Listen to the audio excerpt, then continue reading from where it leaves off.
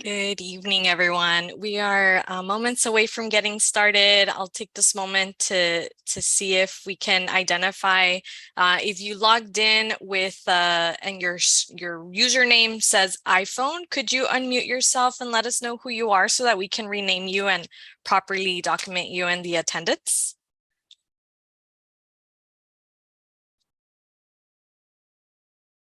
So, si usted está llamando y su nombre dice iPhone, por favor, prenda su micrófono para que nos diga quién está en la línea. Si es el mío, soy Roberto García. Roberto, a ver, déjeme ver.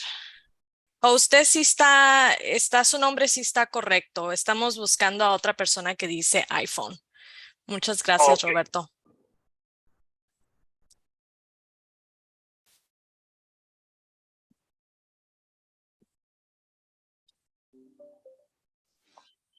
Hola, mi nombre es María Martínez. Yo estoy usando un iPhone también.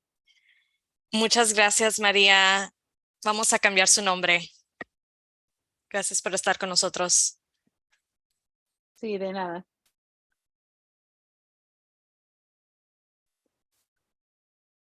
All right. Thank you, team. Good evening. I'm just looking and making my way to find the community co-leads and Jessica from the Air District. Okay, are we good to go? I think we are on our end. I will share unless he might be here. I know that Gustavo Aguirre Jr. Is traveling, so he might make it, but it would be by phone. So he sends his well wishes, and I think we can get started. I do see Bianca. Wonderful, wonderful. Great. Well, good evening. And I'll just ask if my team can help me with renaming iPhone so that we don't forget, just so I can get the meeting started. Good evening, everyone. Thank you so much for being here today. We are so grateful that you continue to show up and continue to spend these Wednesday evenings with us. And today is also an important meeting. All these meetings are very important, and your participation makes all of the difference. So for those of you that are new, new to these meetings, my name is Daniela Flores. I am a member of the facilitation team from Harder & Company Community Research.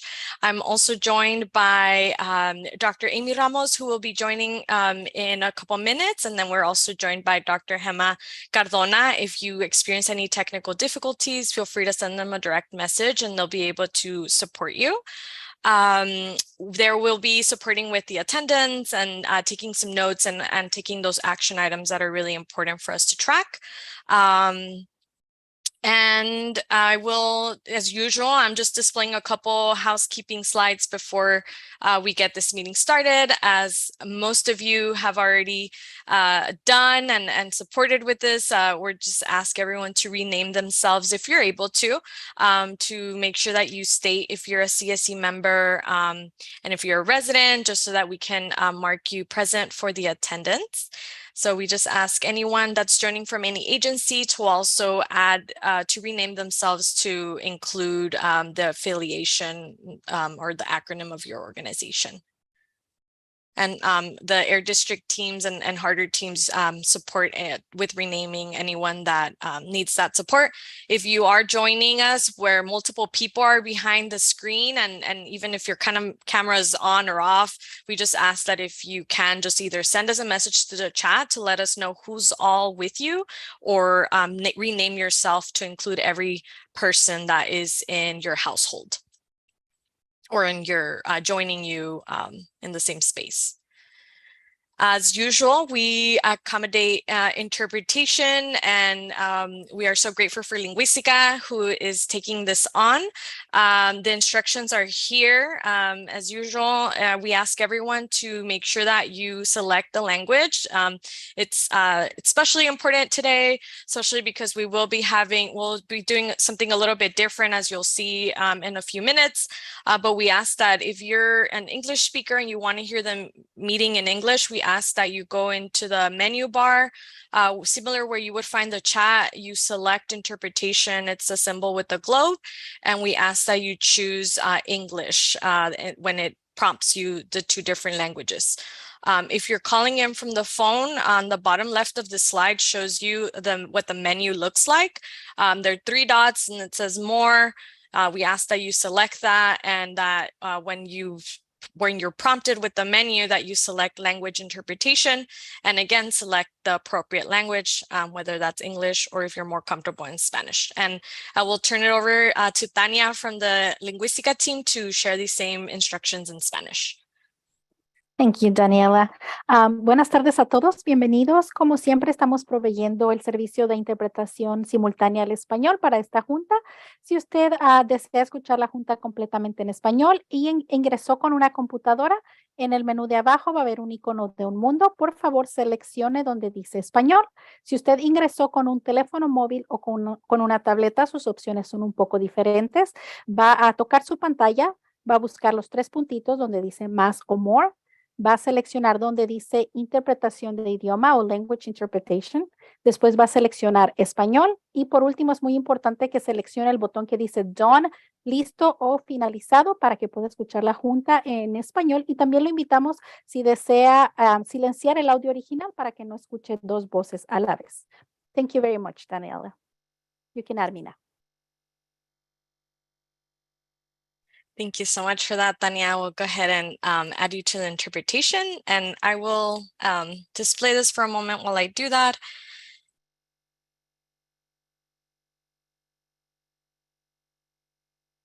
All right, everyone. So just reminding everyone of the virtual meeting etiquette here. We ask that you, as you typically do, just stay on mute if you're not speaking. If you're joining us on the phone, make sure that you press star 6. If you're calling in, press star 6 if you would like to unmute yourself. To raise your hand, you would select the icon from the computer, the app, or if you're calling in by phone, you press star 9. We just remind any resident that's eligible for the stipend program to make sure that you stay at least 75% of the meeting. So at least 90 minutes for this 2-hour meeting so that you receive your stipend. On here, you see our group agreements that you all have committed to one another. And I'll just summarize them briefly. You all have agreed to focus on solutions and opportunities and productive dialogue, and to let everyone participate by, stepping in, stepping back when needed, honoring respect in all conversations, as much as possible, trying to stay on the topic, or, if you are raising an issue that is a little bit different, just making it known, and then, making sure that our team is documenting that for a future meeting. That's what we can kind of add to that. And then you all have agreed to respectfully honor every person's humanity and dignity through this process, and seeking common ground when engaging with one another. And finally, we have an overview of what to expect for today. As always, we'll start with some opening remarks. We would love to turn it over to Eric Salas at that point to share an overview of the action item tracker. You will be seeing a second tracker at 5:15, and this tracker is going to be new, something you haven't seen yet, but it's going to be, you're going to be introduced to the Community Emissions Reduction Program tracker. One of the main activities we have for you today will start to take place around 5:25, and that is a focus on the outreach SERP measures, something that is in response to the feedback that we all heard at the last meeting. We will make sure there's some time for those standing updates at 6:30 and begin to wrap us up at 6:50. And of course, public comment before we close out. And that is it for my housekeeping items, I'd love to turn it over to Jessica Olson to kick off with any opening remarks. I am going to start with a big congratulations to you all. The SERP was officially approved by CARB just a couple of weeks ago, and I want to thank all of you that came and provided your input and told the CARB board just how strongly you felt that this SERP was needed for your community. I heard you, and CARB's board heard you loud and clear. They unanimously supported your SERP, and were really just very, I heard a lot of just appreciation for the hard work from all of you. And of course, I want to thank our co-leads. I know Gustavo Jr. isn't here, but Bianca Santoyo, who not only was a great co-lead and a great representation, but I know a lot of you sat with her to provide those public comments. And I just want to appreciate her and all of you that came and supported, or even if you didn't get a chance to come, each and every one of you was a big part of that. So I'm really, really excited about today's meeting. We have some announcements later on in the meeting about future, our next meeting is going to be really exciting too. And so I just really look forward to it, and I will pass it to Bianca if she would also like to make some comments. Bianca, I'll jump in here because I know I saw in the chat that you said that your voice is you're struggling with a cold right now, or the flu. So if you do have any remarks you want me to or us to read out, we definitely can. So feel free to type those in if you'd like us to represent anything on here. But I am sure you would express similar I think gratitude and congratulations for the important milestone. But I'll look out for your comments in case you do share any, and we can read those out. And this is Jessica. Thank you, Danielle. I didn't see the comments, so feel better, Bianca. So Bianca just shares, she says a big thank you to everyone for the amazing work. Thank you, Bianca, for those comments. All right, everyone. Thank you so much for those that made a public comment as well. It was really special to be able to hear everyone's support. As your facilitators, we were there to see it happen, and it was quite special. So with that, unless there's anything else you'd like to share, Jessica, I think we can transition to Eric. Okay, welcome, Eric. We'll let you take it away to review some of the progress in the action item tracker. Thank you, Daniela. Let me go ahead and share my screen. All right, can everybody see my screen? Awesome, thank you. All right, so our first action item is the Air District will work with the Water Board following up with the CSC regarding the placement of air monitors. And our outcome is the district has followed up with the CSC member regarding the Water Board issues. I'll scroll down.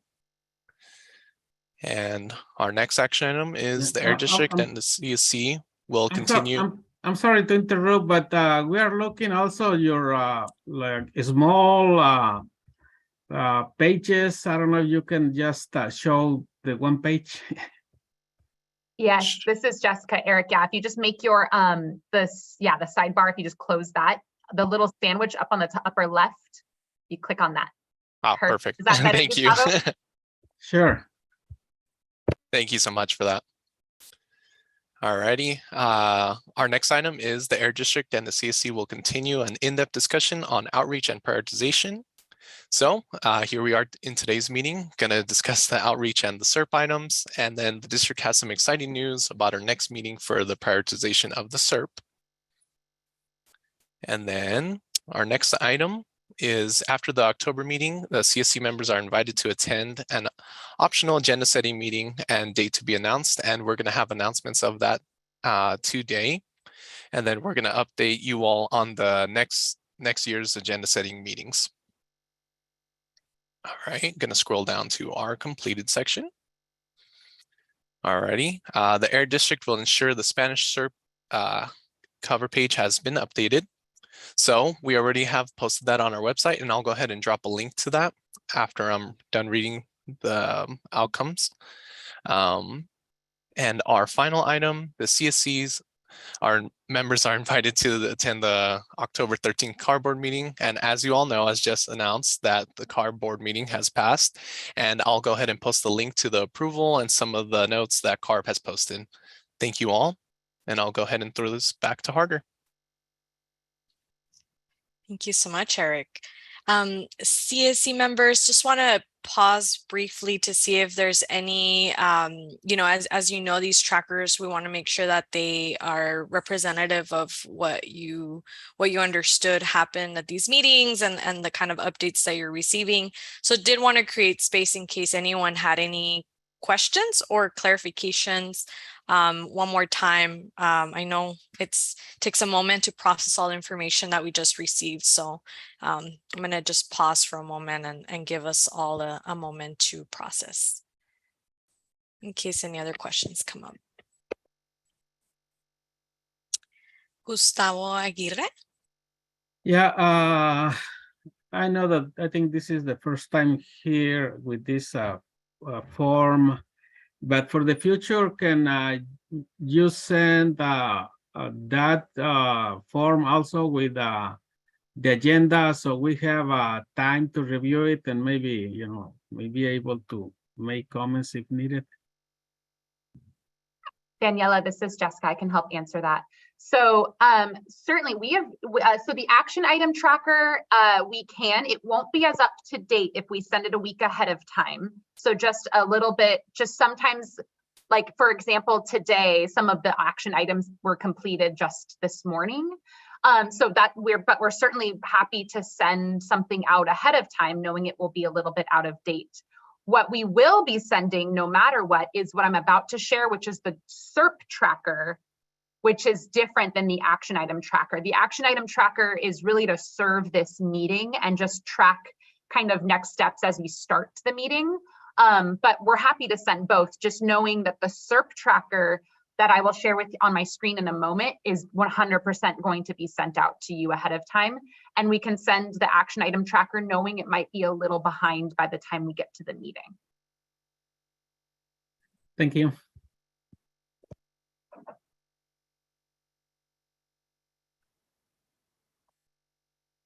Great. Thank you, Gustavo and Jessica. I just dropped the link to that action item tracker. And Gustavo and everyone else, I know that it's not ideal to multitask, but I'll just send the link in case you do want to open it up. And, we do have space later on in the meeting for you to kind of ask any further clarification or share any thoughts on those. Definitely want to welcome that as well. Yeah, go ahead. This is Jessica again. I'll also offer, I know Eric kind of previewed it and we're going to announce it at the end of the meeting, but we will begin in December our monthly practice of agenda setting meetings. And one of our practices in those meetings is to review the action item tracker. So there'll be multiple opportunities for folks to give us feedback rather than just in the CSC meeting. So I just wanted to add that as well. Wonderful. That's very important. And especially because some people might want to are more comfortable sharing in different kind of settings. So that really does offer another opportunity. So thank you for that addition, Jessica. I'll take a moment before we move on just to do a quick attendance check. There is and then I'll go to you, Gustavo, in a second. So there is a name labeled as S116057. I'm wondering if you can unmute and just let us know who you are. Mark Evans, Caltrans. Okay, wonderful. Thank you so much for joining us, Mark. All right, let me just check if there's any other discrepancy on the attendance. All right, everything looks good. Perfect. Gustavo, take it away. Yeah, not sure if I've been not been paying full attention to emails, but in the chapter project, there are agenda setting meetings, which I feel those meetings are very useful for us because I think we have more opportunities to share, the residents' concerns. And I don't know if you have been doing it here for Arvin, Lamont, and if those are open, but if not yet, I think that will be great because I find that those opportunities very useful for us. This is Jessica. Yes, and that was our response to the action items. We are planning, and if I'm going to pull up the agenda, but if someone has it up ahead of time, it's actually at the bottom of the agenda. Our next agenda setting, or really our first agenda setting meeting, and we will be in practice to do it every month after this. And I'm delaying because I don't have the agenda right in front of me. Is scheduled to be. Thank you. Oh wait, maybe we don't. Oh yeah, January 5th. So that will be our very first agenda setting meeting. From here on out, that's what we're going to do for all the meetings. We also are planning for our next meeting to be in person. So it's going to be sort of a different meeting. And I know that announcement was made earlier. So instead of the next agenda setting meeting being right ahead of that meeting, because we're already sort of planning it in conjunction with the co-leads, we're going to start that process in January, and it will be every month, to your point, Gustavo. And it's open to everyone to answer that question as well. And you will all get a calendar invite. Wonderful. Thank you, everyone, for these questions. With that, I'd love to transition us to another tracker, a very important one. And I will turn it over to Jessica. So just to give you like a couple thoughts around this, and then I will turn it over. You have a community emissions reduction program that was approved. It has around 30 different measures and in different strategies and ways that you will improve the air quality in your community. So there's many different measures. And so the Air District has come up with a tool to help everyone stay informed on the progress, on the outcomes, and they'll introduce that today. And so just want to let you know that while they're introducing it today, just be thinking about, what would be helpful in this tracker. It's the first time you see it. It might look familiar to other kind of documents, but they really want to make sure that it's useful to you. So just want to make sure that you kind of have that in mind as you review it, to be able to kind of take full advantage of engaging with this document to serve everyone in the implementation. And so start thinking about whether it needs more detail, less detail, different detail, information that you really want to be front and center. And so we only have about 10 minutes for this item. So just want to kind of preface that. But at a future meeting, once the Air District sends you this document, you will be able to just look at it yourself, gather your feedback, and then share that with the Air District. So with that, Jessica, take it away to share a little bit more about it and introduce it. Thank you, Daniela. This is Jessica again with the Air District. So as Daniela mentioned, and as was mentioned by Gustavo last meeting, or I think several meetings, if I'm not mistaken, Gustavo, recognizing that several other communities have been in what we call implementation mode, which is what we have entered now, meaning that we have adopted the CERT measures and now we need to implement them, but we want to keep ourselves organized and do it in a methodical way, and also inform you all as engaged residents and community members and other stakeholders as to what the progress we're making, because we obviously know that we can't at every single meeting talk about every single measure. So where can you go to get information that you can either share with others or use on your own accord to help track the progress that we're making together? So I'm going to share my screen. Because this is draft, we've translated in the same area, both in English and in Spanish, but we will have a separate Spanish tracker. So I want you to know that ultimately there will be a Spanish version and an English version, so folks are able to access it in a clean, easy to read way for them. And like Daniela said, and like Gustavo said, and I mentioned earlier, we will be physically sending this to you in the way that you typically get the agenda. So if you get the agenda mailed to you, this will now come with your agenda. If you typically get the agenda online, we'll post this and link it online.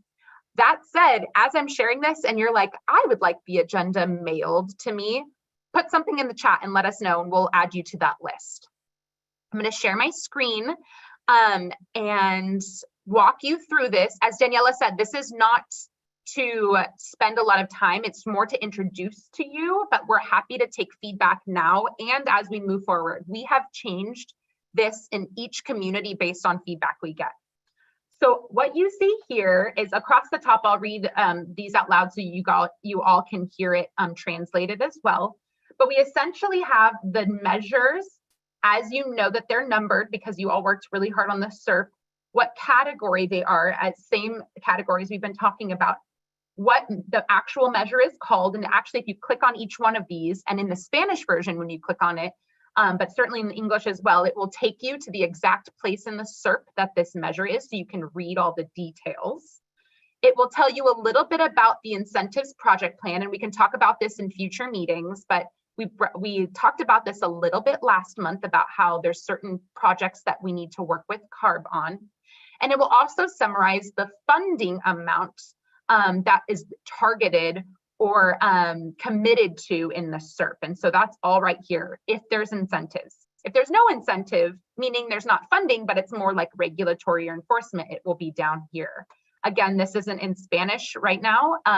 We will be completing an entire Spanish version, so I'm just gonna read it out loud. And this is what we've achieved. We obviously just got this approved just a week ago, so $0 have been spent on the incentives.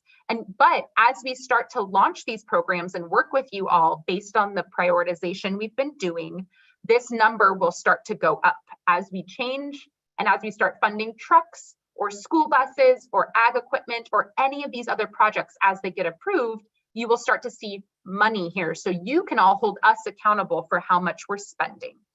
Here you can see all of the different reductions for NOx, for PM 2.5, and for VOCs. These are all the targets that are in your SERP for each one of these. So as we move forward, and I'll put a little example here, say we spend you know, $4 million here. You'll start to see that, so you can keep track of it. And you'll start to see that the amount that we achieve in reductions should start to go up as we spend money. So as these numbers go up month by month, we will report this all out to you and it will be public. You'll start to see the progress that we're making. So the percentage of the target toward our target for that measure. And you can see here on these gauges how much we've gotten towards our total target for each of the different pollutants. So again, for example, this says alternatives to ag burning. And so as we fund this and we get closer to that target, you can start to see that the other different emissions sources, or sorry, pollutants start to increase as well. So these are just examples as I'm typing in here. But like I mentioned earlier, of course, none of this has happened yet. We just got the SERP approved. Other things you can expect in here are who to contact if you have a question about this measure. So for example, you know that heavy duty truck replacement is ready to go, and you maybe own a truck, or you have a neighbor who operates a truck in the community, or you're concerned that this measure is or isn't moving the way that we thought it should. You can reach out to this person directly. This is their direct contact information, and they will tell you more about it. Of course, you can always ask any one of us as well, but this person is going to be the most direct person you can reach. Another place, I'm going to move over here. Right now it's blank because we don't have a lot, but we will start to add status updates that maybe are just more, it's not necessarily like not necessarily numbers that are progressing, but maybe we have an update for you that says maybe we met with you all and we discussed something. We would note that here. That way, say you missed a meeting and you wanted to know when the last time we talked about heavy duty truck replacement, you can go here and see. An example is after today's meeting, all three of these, I'm going to say it out loud again because it's not translated. All three of these are outreach measures. We will talk about all of these today. We will add that note here today about what we talked about. We'll add a link to all the notes we take today. So as you move forward and you want to remember what's going on in this measure, you can go directly to the notes and the next steps we took from you all. that's really all I have, other than to let you know, as I said, but I just want, it's worth reiterating, this will be an English and a Spanish version available to you all. And it will be monthly mailed or posted, whichever way you prefer. So you can, again, like I said, hold us accountable and also use it to prep and ask questions. Gustavo's point, and I know a lot of you do this, is a lot of you prep for these meetings ahead of time. So you can use this to help prep. It's sort of a faster way to read the SERP rather than going through the large SERP document. But again, if you want to jump to the SERP, you can click on any one of these and it will take you there. I'm going to stop sharing, but I'm open to sharing again if there's major questions. As Daniela said, this was like our initial concept, but we want feedback from you all. I do see a hand from a public member, so maybe if there's no CSC member comments first, is that okay, Daniela? Absolutely. Yeah, we can take your, I don't see any CSC members. If you do have a comment or question, please raise your hand at this time. And while you do that, I'll go ahead and we can open it up to Grecia. Welcome, Grecia. Feel free to unmute and share. Hi, I hope you can hear me. I'm just waiting for CSC members to raise their hands first if still. O si alguien quiere hablar que es de parte del comité, que hablen delante de mí, por favor. Thank you, Gracia. I don't see anyone just yet. Really appreciate you, though. I see Sal unmuted.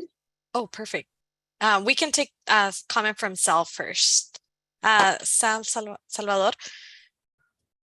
Yes. Go ahead, take it away. Okay. Just want to say that this is a great meeting and meetings that we're holding to do a lot of good work. And I think the priority that we set the last time was to start with the community, and we're starting with the trucks, as I see on the chart. Where are the electric buses and where are the electric cars and lawnmowers and that sort of thing that goes directly to the community before you go into the heavy stuff? I can help answer that, Daniela. So this is Jessica again. So I will just, right now, this is not ordered by priority, and you bring up a really good point, Sal. This is ordered by just the order that was in the SERP. We had them numbered in the SERP, broken down by the different types of equipment. To your point, we heard very loud and clear that the number 1, 2, and 3, maybe not particularly in that order, but I'll say the top 3 measures from the last meeting we talked about were the road improvements and sidewalks, vegetative barriers, and residential vehicle replacement. So to your point, and maybe that's a good reminder of maybe one new column we can add is an indicator of the priority heard by the community, so that you all know we heard you and that you can track, you can sort and look at the top priority measures and see how they're progressing. The order here is not by priority, it's just by the way that the SERP was written. Oh, okay. All right. Thank you. Mm-hmm. Thank you, Sal. That was an important question. Any other CSC members? You can go ahead and unmute yourself or raise your hand, whichever is easier for you at the moment.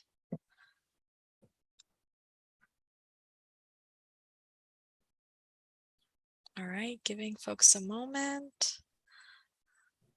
All right, Grecia, I think we can go with you. I don't see any other folks hoping to speak.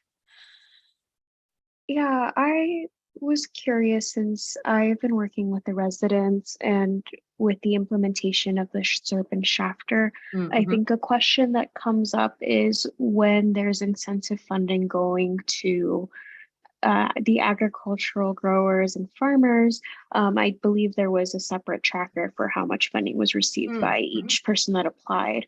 Will that still be implemented here? And if so, I would like to suggest perhaps including information on the locations of where that funding is going, since that wasn't made very clear and some residents want to know exactly, or not exactly, but where like new tractors or Mhm. nut harvesters are going in their communities. So that would be one suggestion, to also hold not only the district accountable, but know what these growers are actually using the funding correctly in the communities that it's affected. Great question. This is Jessica again, Daniela. I can help answer this as well. Yes, you are exactly correct in that we do, actually based on the California climate investments, which is the kind of the realm of the state that gives us the funding, we have to report out who receives the funding and how much they received. So we have been, we recently started, and then yes, to your point, we will also do this in Arvin, reporting out anyone who receives incentives funding. And what we've done so far, and I'll check with the team as to what we could do, but we have listed the name of the entity. So in like a farm case or like an agricultural business, the actual name of the business is listed, which might help a little bit with location. And we also list all of the reductions we receive and the amount of funding that we gave. So I will go back, like I said, with the team and check a little bit more about the location to help answer that question a little more directly. I can also offer, Michelle, I might be speaking out of turn here. Correct me if I'm wrong, that incentives tracker that I know that CARB has put together, that's sort of the global overall look at all of the incentives spent across the state. It's a little less up to date. I know it's going to be sort of like a twice a year update. Is that public right now? I believe it is, if I'm thinking of the same thing that you are. I believe it's public, and yes, I remember a conversation about could we update it more often, and I think 6 months is where we're at. And to that point, I'll just let Gracia know that does have, it's like a mapped location, not just for Valley projects, but across the state. So we'll work together to maybe inform the committee when both of those are available once we start funding projects for Arvin.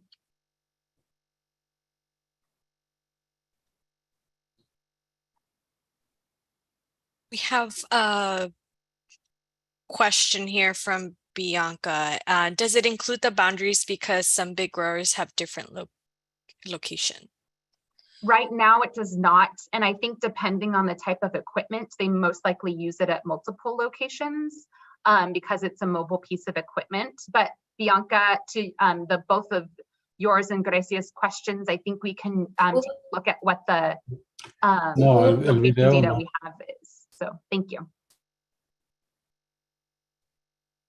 Wonderful. Thank you all. This is only the first time opportunity you have to comment, so we will bring this back. You will receive a physical copy, and then we look forward to any additional thoughts and questions that you might have to really make it serve you and make it useful for you to be able to follow the implementation. I want to take a moment to identify one more housekeeping attendance detail. 617, if you can hear us and your name is labeled 617, can you unmute yourself so that we know who you are and mark you down in the attendance?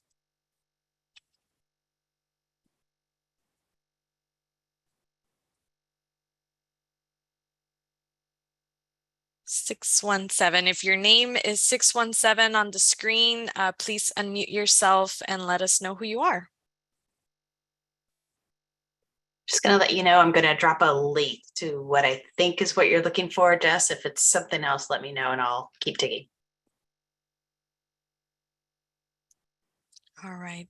All right. Well, we might just have to try again a little later. But if your name is 617.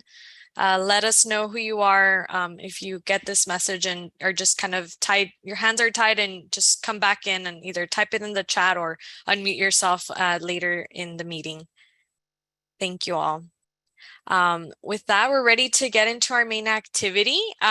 We are moving on to the outreach community missions reduction program measures item. As you know, at our last meeting, we started to work on the prioritization of the different SERP measures, and we received some feedback from you about how you would like to have these discussions and the format that you'd like to have. So we took that feedback. We have something a little bit different for you today. We will be having a larger group discussion that's going to be led by Marisela from the Air District team. She will tell you more information about this, but we're excited because she will be facilitating this conversation in Spanish. So if you're an English speaker, do not worry. Just make sure that you're signed on into the interpretation to make sure that you can hear the audio in English. The interpreters will be speaking in English in that channel so that you still get the information. She will be using a Jamboard to facilitate and take your input. Don't worry, you don't have to use Jamboard, but we will be documenting all of your notes, anything that you share. And again, I will turn it over in a second to Marisela, but just wanted to check with anyone else from the Air District if you had any other instructions before we turn it over. Okay. Perfect. Marisela, welcome. We're so excited for you to facilitate this section, and the floor is yours.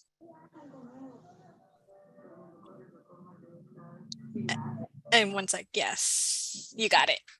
I know, I should know how to do this. Hola, muy buenas tardes a todos. Gracias por estar aquí. Es un placer de estar aquí presente antes de ustedes. Otra vez soy Marisela del Distrito del Aire. Soy supervisora en el Departamento de Alcance y Comunicaciones. Voy a hacerlo un poquito más despacio para que así la intérprete lo pueda hacer en inglés. Es un poco diferente, es un cambio, ¿verdad? De que esta vez las personas que usualmente escuchan en inglés, ahora va a ser un poco diferente y se va a cambiar. Pero es un placer, como dije, de estar aquí presente antes de ustedes y vamos a hablar acerca de las estrategias de alcance en el SERP. ¿Qué es el SERP? Porque siempre va a haber estas letras. El SERP es el programa de reducción de emisiones de la comunidad. Entonces, estas son las cosas que vamos a hacer en su comunidad, en la comunidad de Arvin, Lamont, para poder ayudar a reducir la contaminación en su área. Vamos a presentar la presentación. Eric, ¿me podrías poner la presentación, por favor? Gracias. Déjeme ver. Perfecto. Entonces vamos a comenzar y si en algún momento tienen alguna pregunta, por favor de alzar la mano o empiecen a platicar y ya así podemos parar la presentación y podemos escuchar sus comentarios. Siguiente diapositiva.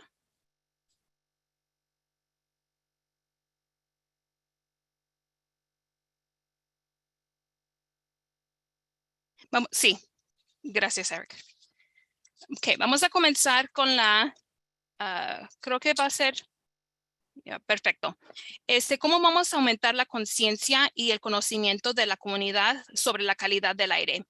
Eso fue una de las cosas que ustedes mencionaron que era importante para ustedes.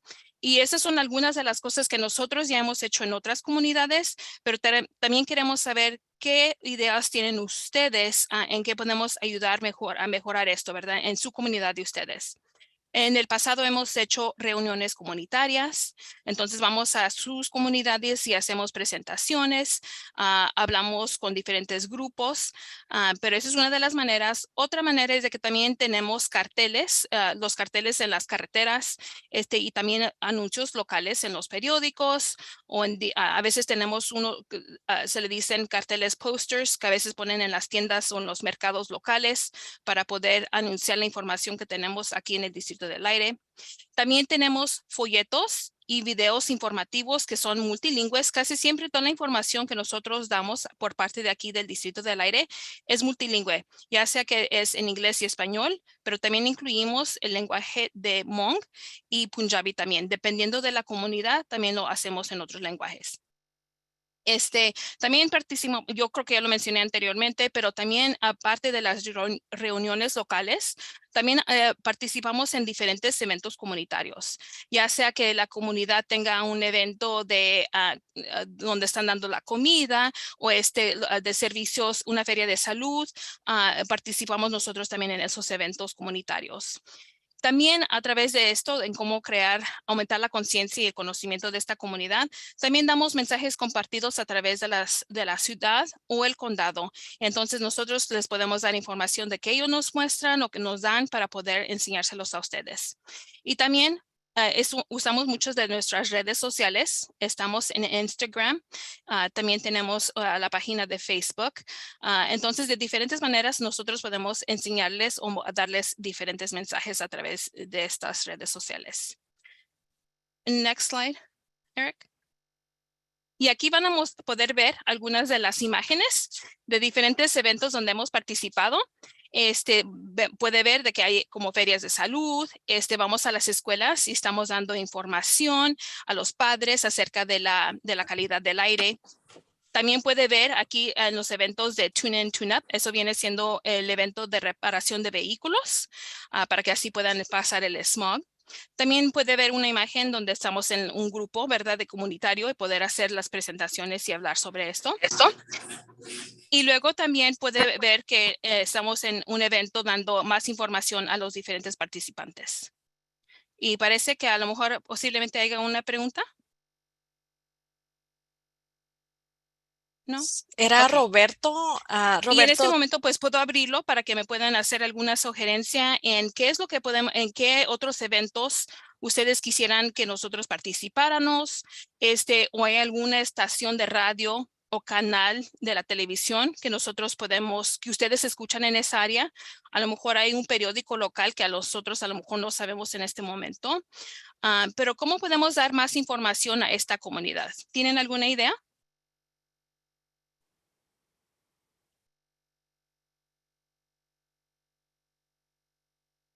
Nada. O a lo mejor otra vez también si tienen, o cómo obtienen la información ustedes en esta comunidad. ¿Hay algún supermercado? ¿Hay algún centro comunitario donde pongan los boletines o pongan información acerca de esto y para donde ustedes reciben la información?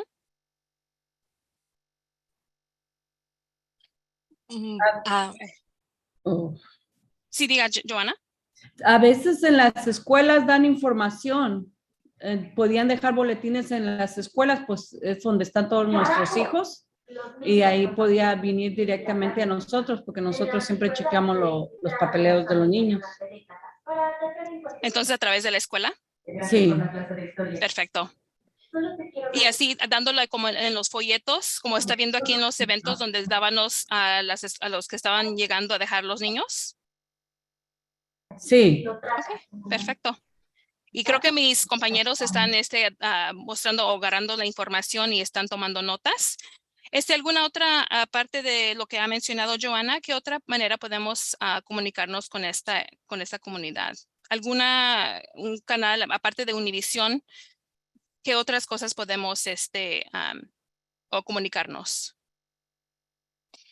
Marisela, veo en el chat que Bianca dice que hay grupos de Facebook donde pueden poner la información y que también le encanta la sugerencia para darle la información en los grupos de padres en las escuelas. Perfecto. Entonces, yo estaré en comunicación con algunas personas para saber qué son los grupos de Facebook para así poder involucrarnos de esa manera también. Gracias, Bianca. Diana. Sí, buenas tardes.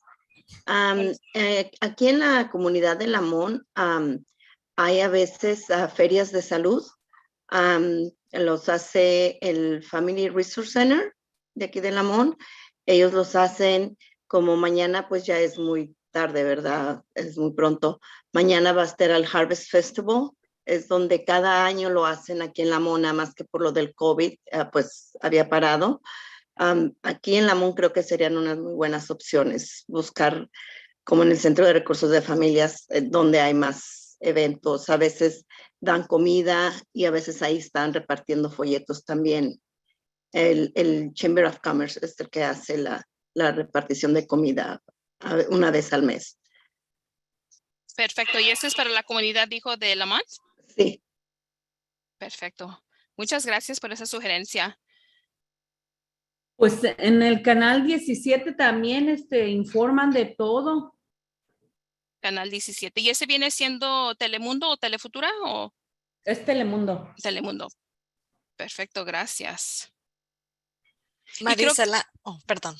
No, sigan, Daniela. Nomás para corregir que Parent Square es algo lo que pusieron en chat, Bianca lo puso en chat, so me dijo mi colega que es una aplicación, so también eso sería otra de las avenidas. Perfecto. Y sí, qué bueno que mencionaste esto.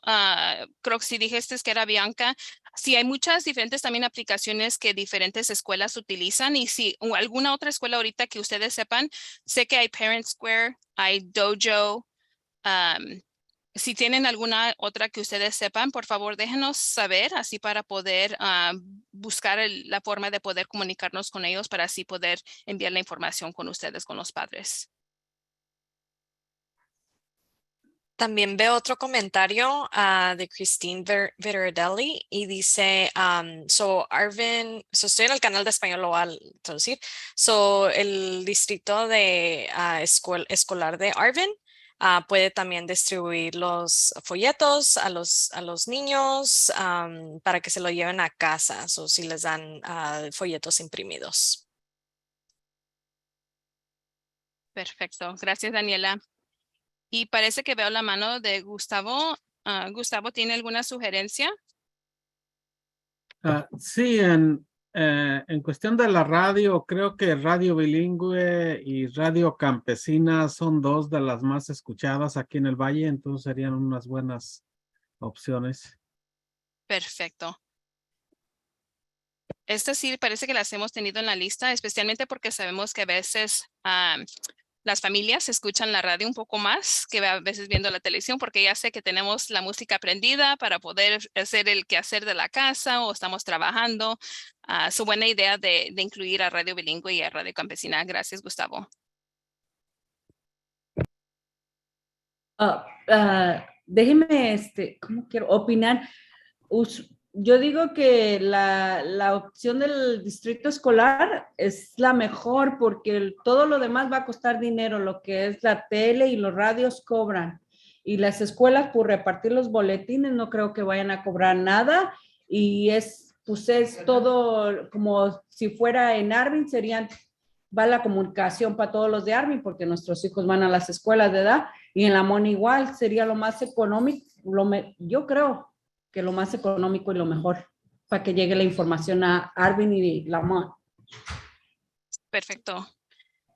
Y sí quisiera avisarles o decirles que también trabajamos con, tenemos varias relaciones con diferentes estaciones de televisión y radio y muchas de las veces porque tenemos información constantemente que cambia, hemos podido trabajar con ellos y a veces lo hacen porque hacemos el programa comunitario, entonces no nos cobran porque hemos podido a través de los años trabajar con ellos y como les digo, mutuamente entre ellos nos hablan porque a veces alguna persona no puede estar presente y hacer la presentación, entonces nos llaman a nosotros porque saben de que nosotros siempre tenemos esa información. Pero buena idea también de seguir haciéndolo con los distritos escolares porque ellos sí es alguna información que es para el bien de los niños y las comunidades. Gracias, Joana. Veo un comentario más de Christine Viterelli. Dice que además a la ciudad de Arvin puede publicar en las redes sociales y puede ayudar a colocar información en lugares públicos, en las fechas de las fachadas de las tiendas. Y también María agregó que existen muchísimas formas de llegar al público media de volantes en las lavanderías, afuera de las tiendas, en las paradas de los autobuses y donde los padres acompañan a sus niños también. Perfecto, buenas ideas, muchas gracias. Eso no habíamos pensado de las lavanderías. Buena idea. Disculpen, también Sí. por correo también se podrían mandar y pues más seguro le llegaría a toda la gente. Sí, perfecto. Sí, eso también sería una buena opción también. Y creo que sí, a través de una de esas medidas, sí, también tenemos eso que hemos trabajado en el pasado, pero podemos incluirlo también para esta medida. Y si ya no hay ningún otro comentario acerca de esta medida, puedo seguir a la siguiente si ya no hay alguna otra en este momento. Okay. Voy a seguir a la siguiente, pero en algún momento, si tiene alguna otra idea, lo puede hacer poner en el chat o podemos ya al final de la presentación también regresar a uno de estas medidas. O verdad que se recuerde de uno, entonces lo puede hacer en ese momento. La siguiente medida que es parte de este SERP es el reducir la quema residencial ilegal al aire libre a través de la educación. ¿Qué es la quema ilegal al aire libre? Eso viene siendo cuando una persona quema basura atrás de su yarda, ¿verdad? Porque piensan que lo pueden hacer. Muchas personas sabemos que queman basura, queman papeles con información confidencial, ¿verdad? Eso también a veces dicen, no, pues nomás es una poquita, hojas o cosas que he levantado alrededor de mi casa. Pero todo eso es ilegal y las personas pueden recibir una infracción por hacer eso. Entonces, ¿qué es lo que podemos hacer para reducir esto? Y así no nos afecta a nosotros, ¿verdad? Yo me estoy incluyendo, pero a esas personas que viven en esta comunidad, porque sabemos que la quema, ya sea de cualquier producto, puede ser dañino a las personas que viven allí. Entonces, ¿qué hemos hecho para poder ayudar a dar la educación sobre esto y cómo podemos reducirlo? Uno, es piezas de correo directo a los residentes.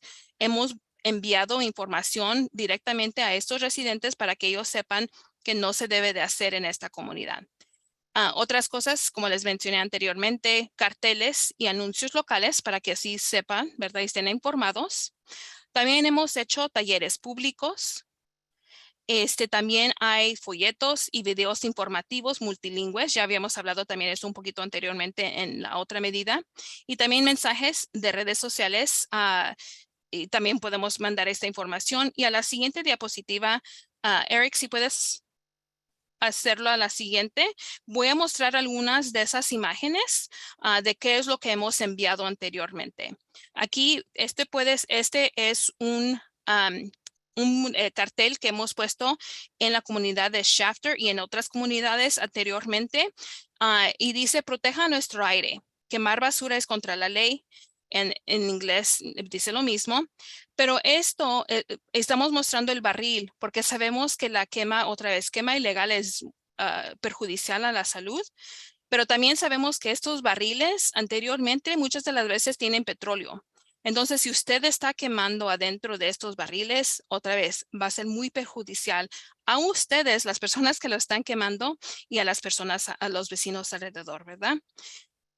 Pero esta es una de las siguientes, de una de las maneras en las cuales nosotros mostramos la información y cómo podemos reducir la quema residencial. En este momento, ¿alguna persona tiene algún comentario acerca de cuál otra manera podemos ayudar a reducir esta quema ilegal en su comunidad?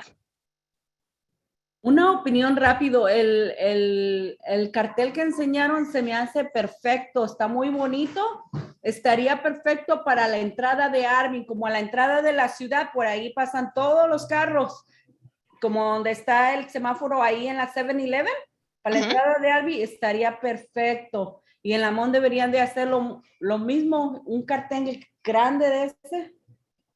Perfecto. Ok, gracias, Joana. Gracias. Y ahorita van a empezar a tomar las notas y ponerlo aquí en el Jamboard. Ok, gracias. ¿Algún otro comentario o alguna otra sugerencia en cosas en cómo podemos lograr esto de alcanzar a las personas o los residentes de esta comunidad para reducir esta quema ilegal? Un comentario, creo que no se ha mencionado, que también puso Christine Vittorelli. South Kern Sol también puede aceptar artículos sobre AB 617 en nuestra área.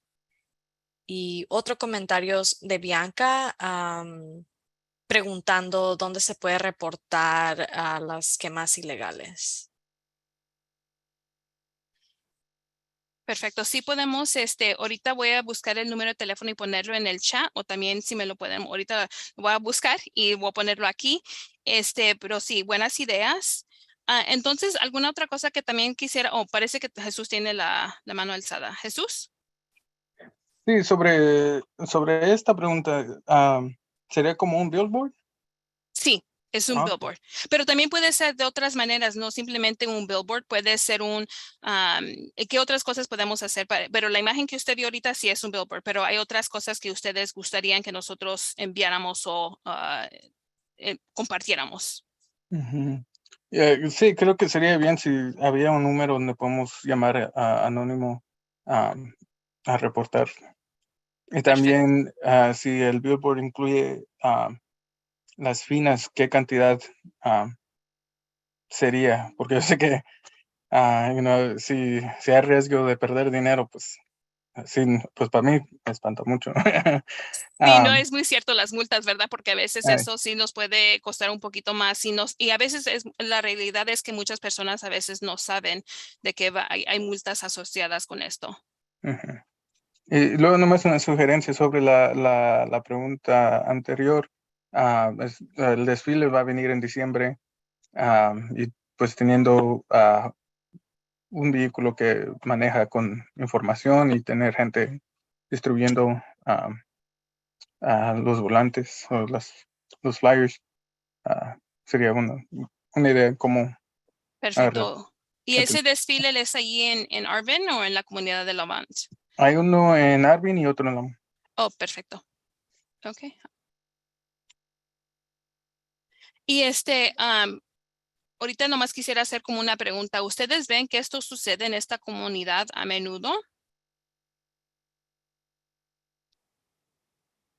Y luego otra pregunta que también quisiera hacer y ustedes lo pueden responder es, ¿hay alguna época del año o en una área particular en la que ocurre con más frecuencia esto? Y así para poder hablar un poquito más acerca de eso.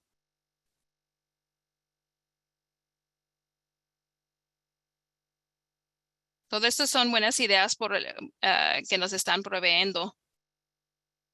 Y parece que Bianca escribió en el chat de que en el tiempo del invierno se ve más frecuente esto.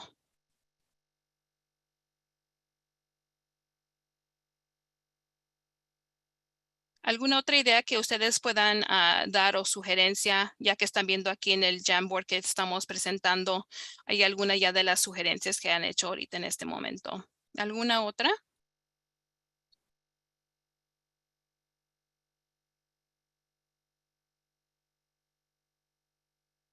Ok. Si no escucho alguna otra, entonces no sé si tengan alguna en el chat, pero vamos a seguir entonces a la siguiente diapositiva. Eric, si podemos regresar a la presentación, por favor. Gracias. Ok, y la última medida acerca del alcance en esta comunidad es de reducir la exposición a los niños a través del programa Healthier Living Schools. Este programa ya tenemos varios años donde nosotros vamos a las escuelas directamente y trabajamos con ellos para ver cómo podemos dar más información para que ellos puedan reducir la contaminación o ayudar ¿cómo se dice? Que ellos sepan la calidad del aire antes de que envíen los niños afuera para jugar, especialmente si hay incendios forestales o simplemente hay un alto nivel de contaminación. Nosotros les ayudamos para que puedan reducir la exposición a esto, ¿verdad? A la contaminación en esta comunidad. Entonces, y luego también aparte de eso, tenemos también un kit de niños que podemos enviarles a las escuelas que tiene un libro para colorear, pero también muy informativo donde ellos puedan ¿cómo se dice? Recibir un poquito más de información y ellos puedan aprender de cómo se forma la contaminación en esta comunidad o en el valle especialmente. Pero también qué cosas pueden hacer ellos y así poder ellos también hablar con sus padres y dejarles saber qué es lo que ellos han aprendido y qué es lo que pueden hacer como ellos mismos, los padres, las familias para poder ayudar a reducir la contaminación, pero también cómo pueden prevenir ser expuestos a la contaminación en esta área. Aparte de eso, unas cosas que hemos ya hecho, especialmente con esas escuelas, es un alcance directo a los administradores escolares. Varias veces tenemos reuniones con los padres También tenemos, no con los padres, perdón, con los directores, las escuelas. También hay veces que lo hacemos con las enfermeras. Entonces, en un grupo nos comunicamos con ellos, también con los directores de atletismo, no lo puedo decir bien, para las que hacen cuando hacen las actividades físicas, ¿verdad? También hemos hecho participación en eventos escolares. Esto viene siendo como algo como que mencionó esta Joana anteriormente. Hacemos hora de café con padres. Muchas de las veces las escuelas nos invitan para que podamos ir y ir a la hora de café. También al regreso de clases, carnavales, también los desfiles. Nos mencionó también, no me acuerdo quién, pero mencionaron acerca del Harvest Festival. A esas cosas nosotros podemos participar para poder otra vez dar esta información a los padres y a los niños para que lo puedan recibir un poco más. ¿Qué otras cosas hemos hecho? Hemos hecho folletos y videos informativos multilingües. También hacemos, ya lo hablé anteriormente, las presentaciones y asambleas para los estudiantes. Y también lo que queremos hacer en esta comunidad es establecer zonas donde no dejan los motores encendidos mientras estacionados. Okay. Que sean zonas libres de emisiones, porque sabemos muchas veces los pulmones de nuestros niños, nuestros hijos, apenas están desarrollando. Y si los padres dejan el motor encendido mientras están esperando que salgan los niños de la escuela y lo dejan prendido, toda esa contaminación que sale de la pipa lo están respirando los niños cuando salgan. Y sabemos que si están desarrollándose los pulmones, pueden ser dañados porque ellos están al nivel de estas pipas, ¿verdad? Ellos están respirando todo esto más profundamente a sus pulmones de ellos. Entonces, lo que queremos hacer en esta comunidad es tratar de establecer zonas libres de emisiones. Y lo que podemos hacer nosotros es apagar el motor cuando sea seguro de hacerlo, porque sabemos que hay a veces altas temperaturas, ¿verdad? O tienen un bebé en el carro, pero hay unas cosas, si podemos hacerlo saludablemente, por favor de apagar el motor mientras están esperando a los niños. Entonces, en la siguiente diapositiva, Eric, si la puedes seguir a la siguiente, vamos a ver algunas de las imágenes de diferentes cosas que hemos podido a través de los años también hacer en diferentes comunidades. Una puede ver donde estamos hablando con estudiantes, haciéndoles la presentación.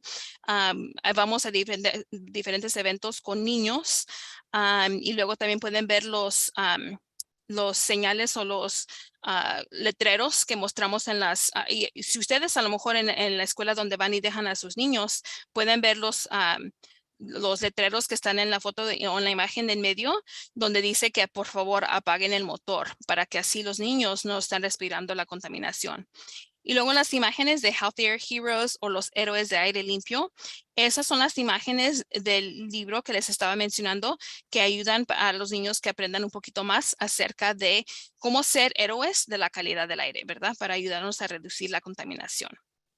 Y en esta medida quisiera recibir otra vez sugerencias de ustedes, de los miembros de esta comunidad, qué podemos hacer para ayudar a diseminar o dar esta información a los estudiantes o a los padres. Aparte de lo que ya hemos mencionado.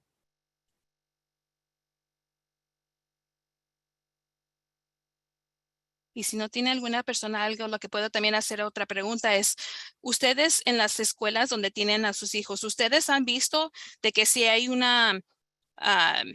episodio de mala calidad del aire como hay este último verano no vimos tanto humo de los incendios forestales como en otros años, pero cuando ven eso, ¿ustedes ven que las escuelas modifican las actividades al aire libre? Esa sería mi pregunta. ¿Ustedes ven que las escuelas o diferentes distritos escolares hagan ese cambio para reducir esa exposición a los niños? Sí, yo he mirado eso. Ok, perfecto.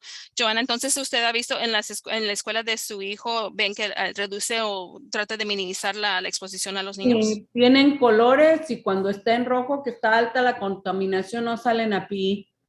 Perfecto, eso es lo que nos gusta escuchar, de que no dejen los niños salir si la calidad del aire está insalubre. Gracias, Joana. José, parece que había, quería hacer un comentario o pregunta.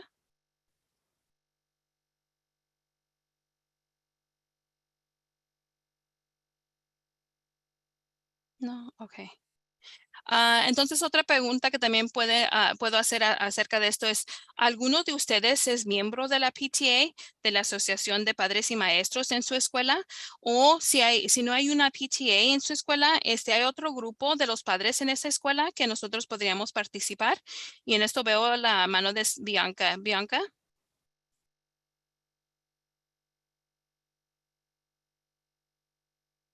No, ya quitó la mano.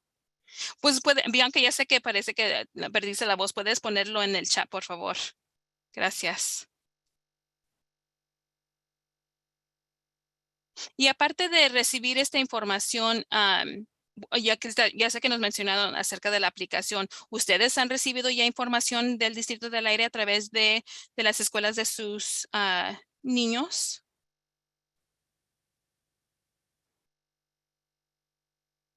Bianca estaba alzando la mano para decir que ella sí es miembro de la PTA para el camino real. Perfecto, Bianca. Entonces vamos a hablar contigo para ver si nos puedes dar más información y así poder hablar con este PTA y a ver si hay algún día que podremos darles información. Gracias. Sí, bueno, Jesús, ¿tenía alguna pregunta o comentario? Sí, como por ejemplo, algo que se vino a la mente, si pueden trabajar con las escuelas para que tengan anunciados en pues sé que Lamont tiene un billboard digital, que ahí anuncien la calidad del aire en ese tiempo, o cada 3 horas o cada 4 horas, como cambie. Pues, y no sé si se puede hacer color, pero sí, como si es buen día es verde, si es más o menos amarillo y cosas así. Y así pues nos acostumbramos a ver ese billboard y saber cómo está la calidad del aire en ese momento. Perfecto, y parece que sí hay, nomás para agregar un poquito más, Jesús, acerca de su comentario. Hay unas escuelas ya en esta comunidad que tienen un monitor en la oficina de la escuela que tienen esa información. Entonces, cada día que los niños entren a la oficina o los padres pueden saber qué es la calidad del aire en ese día o ese momento, ¿verdad? Porque los estamos conectando con una red que muestra la información actualmente en esa área. Pero sabemos que también lo que se nos ha hecho un poquito difícil con estos es no hemos encontrado la manera de poder hacer, como mencionaste, como un billboard, ¿verdad? Un cartel grande digital donde pueda mostrar la información porque pues cuestan mucho y luego también para que comunique el sistema de nosotros con toda la diferente tecnología, porque sabemos que no nomás hay una compañía que hace estos displays, ¿verdad? Que son varios. Entonces, para poder hacer que los dos hablen a veces es un poco difícil, pero gracias por darnos esa información. Y vamos a ponerlos aquí también. Gabriel o José, perdón, ¿alguna pregunta o comentario?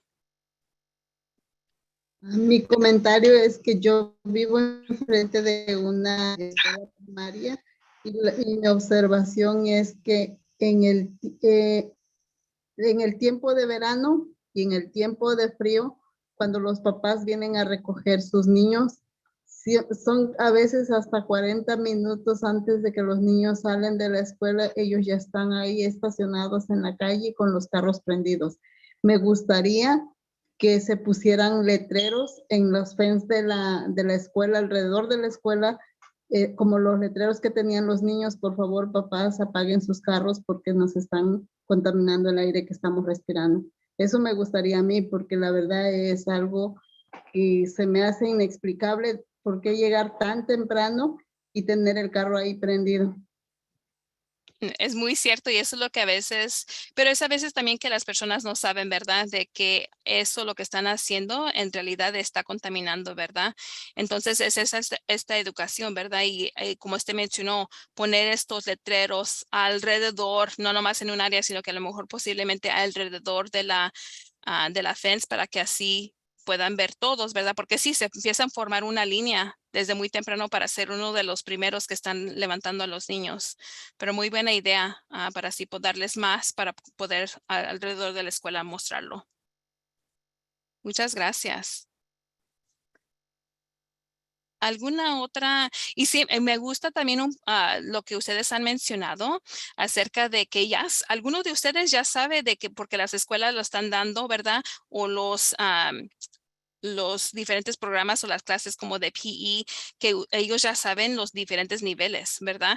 Eso ya es algo positivo, que saben cuando la calidad del aire es buena, que viene siendo el nivel 1 o ustedes ven lo verde, ¿verdad? O si está insalubre o moderado, saben los diferentes niveles y eso me da mucho gusto porque es una manera de que ustedes ya están siendo informados, ¿verdad? Pero nos gustaría hacer un poco más y por eso es que estamos hablando con ustedes para ver qué otras ideas tengan. Y no sé, Daniela, no sé si hemos visto algunos adicionales comentarios en el chat. No ha llegado nada. Bianca nomás estaba también apoyando la idea de poner los letreros en diferentes partes donde los padres están haciendo fila en el carro. Perfecto.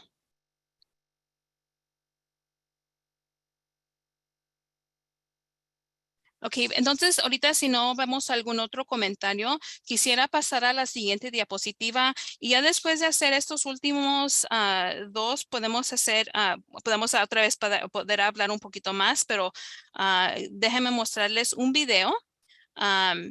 Eric, vas a tener que oprimirlo o parece como 2 veces y luego va a salir el video.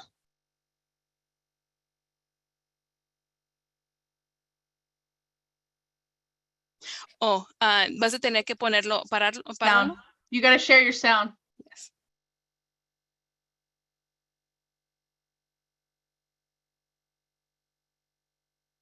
Ahorita les vamos a mostrar un video en cuales participamos.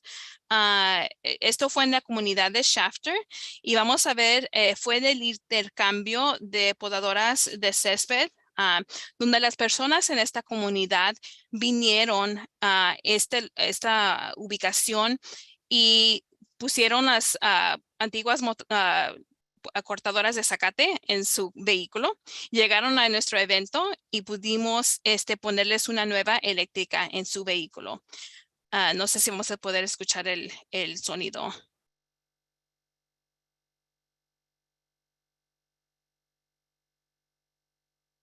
Y si no, podemos venir otra vez.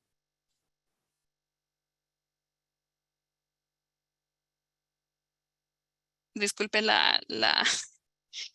Disculpe todos, ahorita voy a poner el sonido.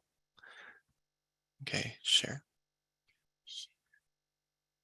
Mari? Yes. Sí. Do we unmute original audio so they can all hear it? Yes, I think so. Okay.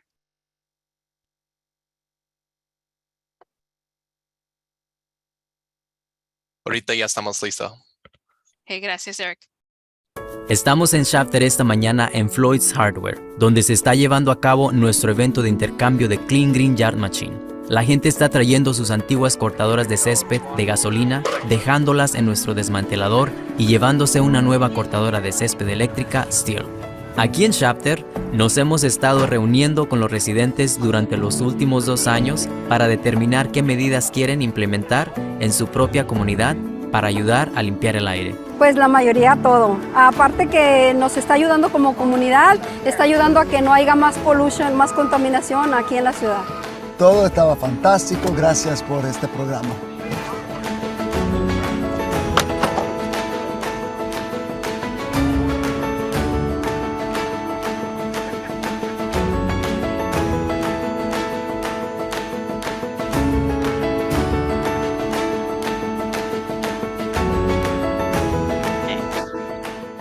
Perfecto. Perfecto, gracias Eric por mostrar eso. Ese, como mencioné, fue uno de los eventos que hemos hecho en otras de las comunidades y nomás queríamos mostrarles que esto también puede suceder en su comunidad para dar más, para que otra vez podamos mejorar la calidad del aire en esta comunidad. Eric, ¿puedes seguir a la siguiente diapositiva, por favor? Perfecto. Y ya casi acabamos con esta presentación, pero quisiéramos mostrarles un volante que nosotros ya hemos estado trabajando para su comunidad y que que nosotros vamos a poder distribuir a los residentes de esta comunidad para que puedan informarse de las diferentes subvenciones que tenemos disponibles, como en este caso, van a poder hacer lo mismo como en el video de intercambiar el equipo eléctrico, ¿verdad? De gasolina a eléctrico. También van a poder reemplazar vehículos altamente contaminantes por unos híbridos o eléctricos.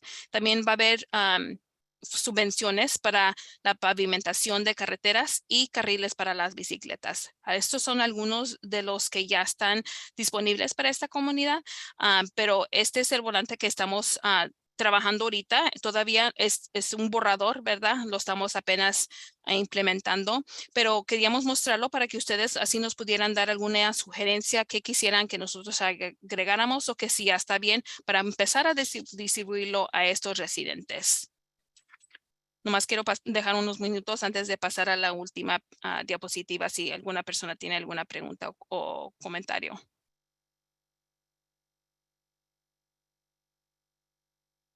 Y luego también, ahorita, porque lo vi aquí, también habla un poquito cuando las personas escanean este código que está en la página o entran a la página web, también van a poder ver el monitoreo del aire comunitario también en su comunidad.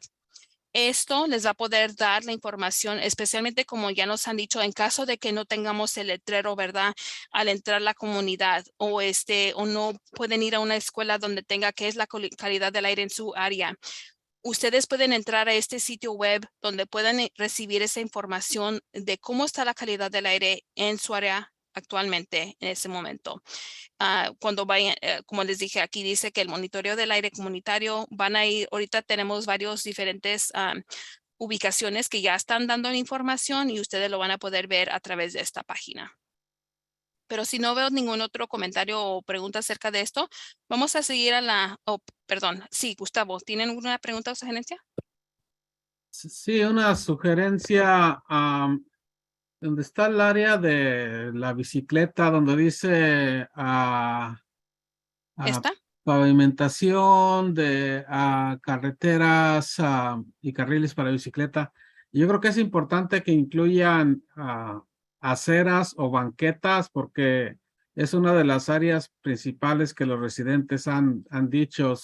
Entendemos que también las calles, ¿verdad? El pavimento en las calles es necesario, pero mucho de los comentarios de las comunidades en las banquetas para que las familias puedan caminar a las tiendas, los niños pueden ir a las escuelas. Entonces, las aceras, las banquetas es una de las cosas que los residentes han mencionado mucho. Yo creo que en el volante necesitan incluir esa parte también.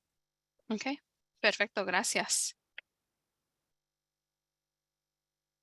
Vemos un poco de comentarios aquí en el chat. Primero, Zong nos dice que read, que es, lo voy a leer en inglés como es el nombre, Real Time Electronic Air Quality Display. Y esto está, el read está en DeHiorgo Elementary School en Arvin. Ya, DiGiorno. Esas son las dos escuelas. Gracias, Don, que mencionaste esto. Esas son las dos escuelas que tienen ese monitor, como les dije, y cuando digo monitor en estas dos escuelas, es que tienen una pantalla que tiene la información y que muestra el nivel o la calidad del aire en esa área en ese momento. Entonces, si ustedes entran a una de estas escuelas, DiGiorno o ¿cuál era la otra, Daniela? Ya se me pasó. Oh, no, sí, eso es lo que dice la primaria ahí en Arvin. Era nomás una. Ok, la otra escuela. Sí, son esas dos escuelas es donde tienen este monitor o esta pantalla que puede mostrar la información. Sí. ¿Y la otra?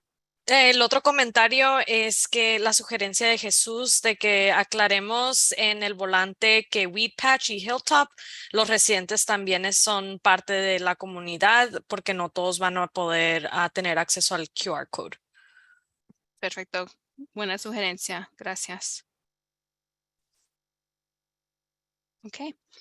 Y vamos a seguir a la última diapositiva, pero esta simplemente nomás quiere decir que esto es lo que ustedes ya nos han dicho anteriormente, ¿verdad? Porque ya hace unos meses tuvimos una de estas conversaciones ya y ya teníamos un Jamboard que tenía todos estos detalles anteriormente y como les digo, ustedes ya nos han mencionado, pero lo voy a agregar un poquito más aquí. ¿Quiénes son las personas que ustedes nos han dicho que quieran que nosotros eduquemos? Uno, son los residentes de la comunidad, a los jóvenes y a los estudiantes, a los trabajadores de campo, agricultores y personas mayores. ¿Y cuáles son los temas en cuales ustedes quieren que nosotros o hablemos? Es los vehículos eléctricos, las fuentes de contaminación, también hablar un poco de los vehículos compartidos y los beneficios de los árboles. ¿Cuáles son las subvenciones o los incentivos que están disponibles? ¿Y cuáles son los programas que pueden beneficiar a los residentes? Y por último, las preocupaciones que ustedes quisieran que nosotros mencionáramos son los impactos de polvo, la quema agrícola y los efectos de eso, los vehículos encendidos mientras estacionados, y ustedes ya mencionamos un poquito más que ya sabemos que los padres esperan por a veces 40 minutos en línea, los pozos de petróleo, los pesticidas y los camiones de servicio pesado. Una nomás para poder cerrar esta presentación, ¿hay alguna cosa que nosotros no hemos mencionado o que quisieran agregar en este momento? Ya sí, ya pueden levantar la mano o pueden hablar o ponerlo en el chat.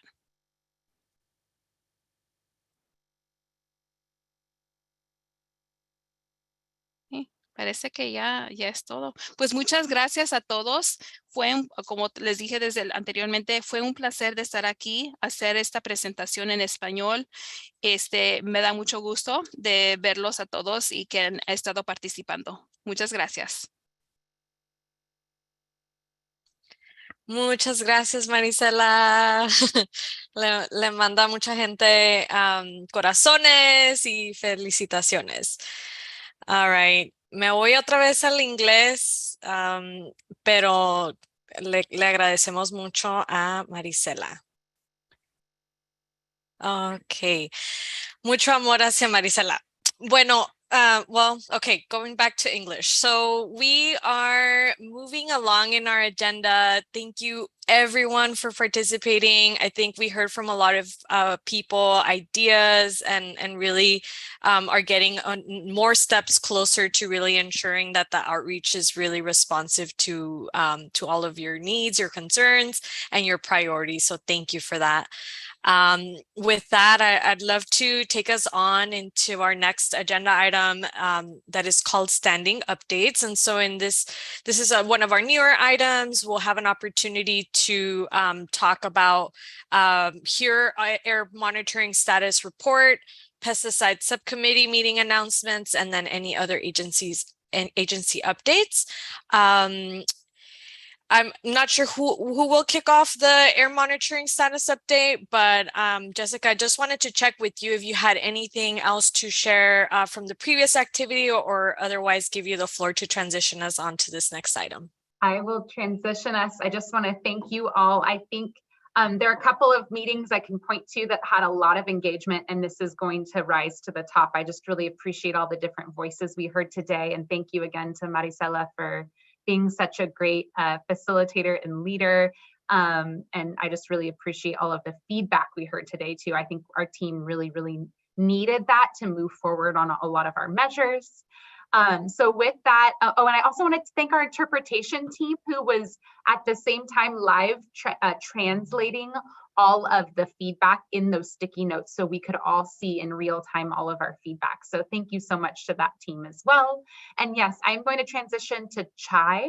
And while Chai is talking, I will drop in the chat to the Spanish and English version of the document that Chai will sort of use to describe air monitoring status. All right, thanks, Jess. And good evening, everyone. Yeah, just a brief update here. We are making progress at Sunset Middle School and working with contractors to put in the electrical infrastructure.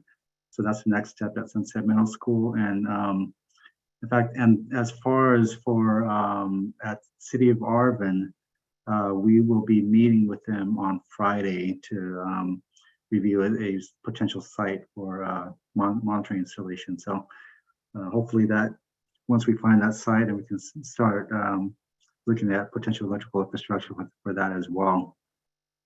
And that's where we have some progress going. And so if you have any questions, I'd be happy to answer those. Thank you, Chai. And this is Jessica. I will also add as a little preview, just because it's related to this, at our next meeting, and we'll talk about it a little bit more detail at the end of the meeting.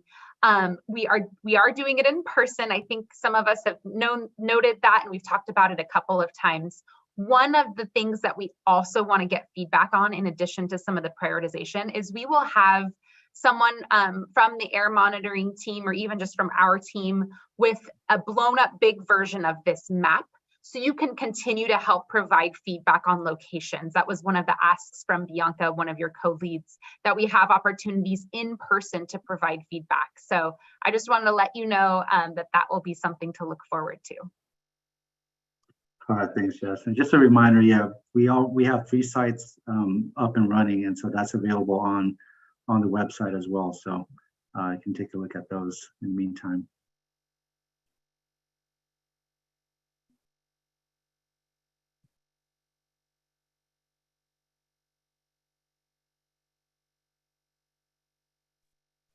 CSC members, if you have any questions, you can feel free to raise your hand or even just comments about what was just shared.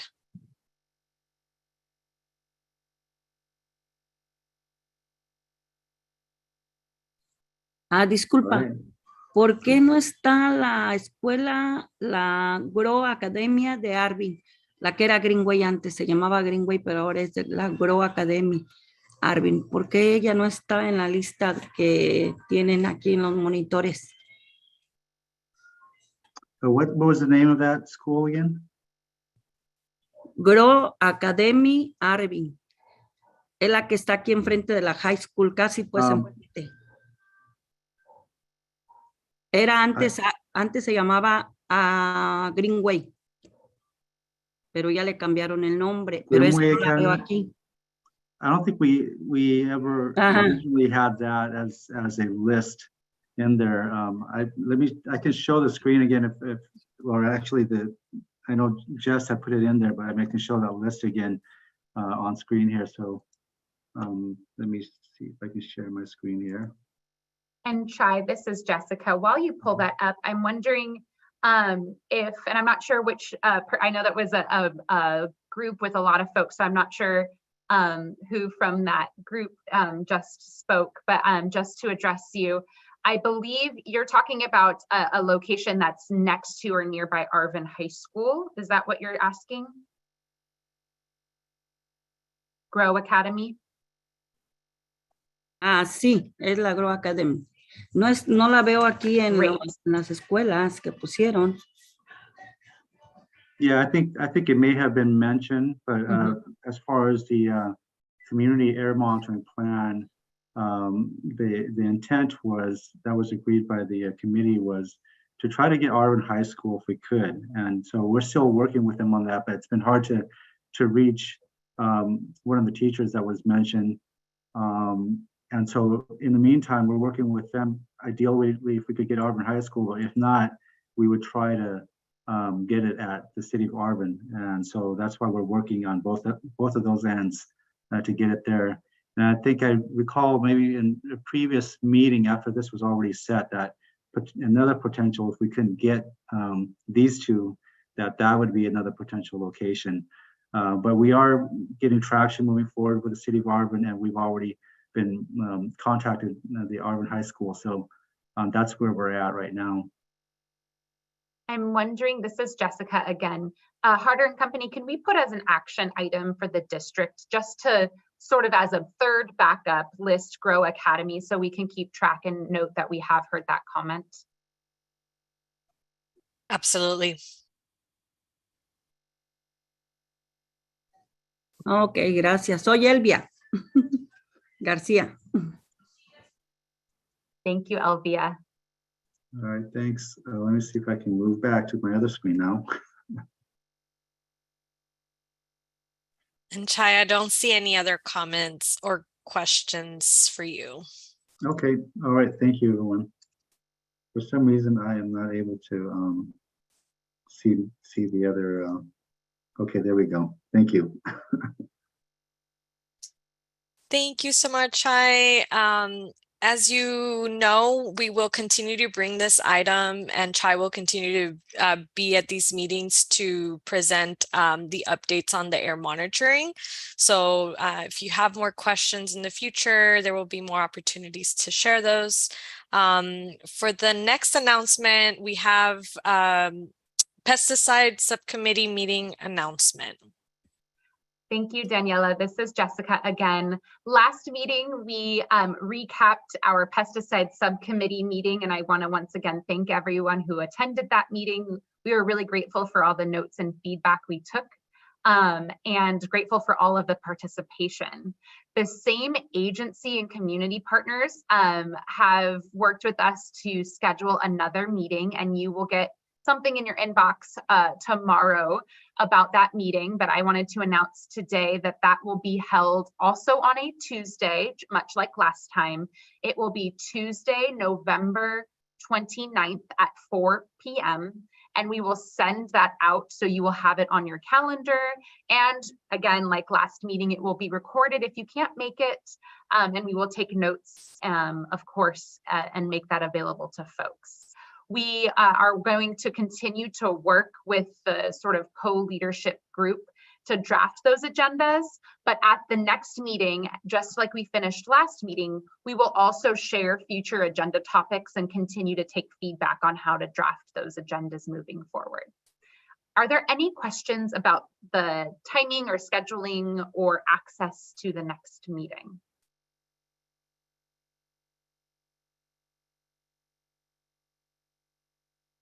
I see Gustavo. Yeah, I think we agree that we are going to extend the invitation to the chapter steering committee. Is your office going to do that? What will be the venue? So in discussions, we were hoping that anything that was a discussion about statewide, we would explicitly invite the Shafter committee, so something that also applied to Shafter.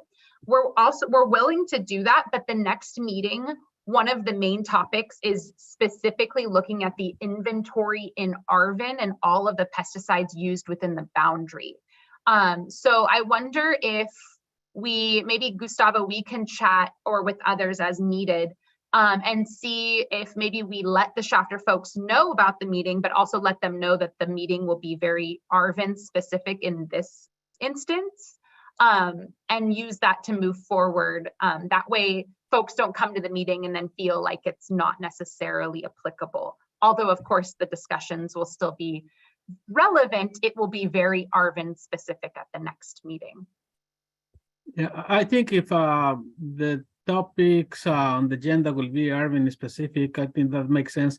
I just want to clarify that I think, or at least our idea and the interest from both projects is, that, for example, for the buffer zones, we want to have both projects participating, because so that's, kind of countywide that apply to both projects. So please make note of that.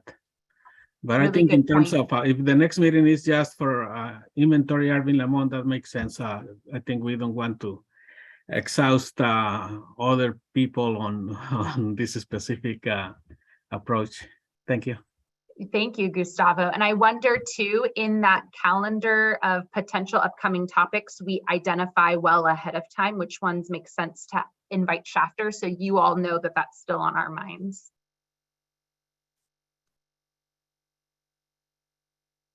Yeah, I think maybe if we are able to identify those topics in advance, so chapter residents can plan to participate.